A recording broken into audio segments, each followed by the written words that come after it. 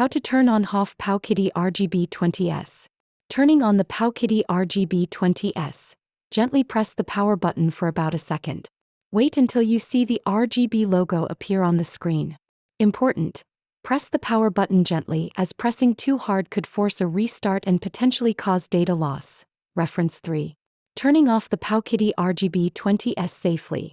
Press and hold the R3 button, right-hand analog stick, and tap the power button. This will safely turn off the device without risking data corruption.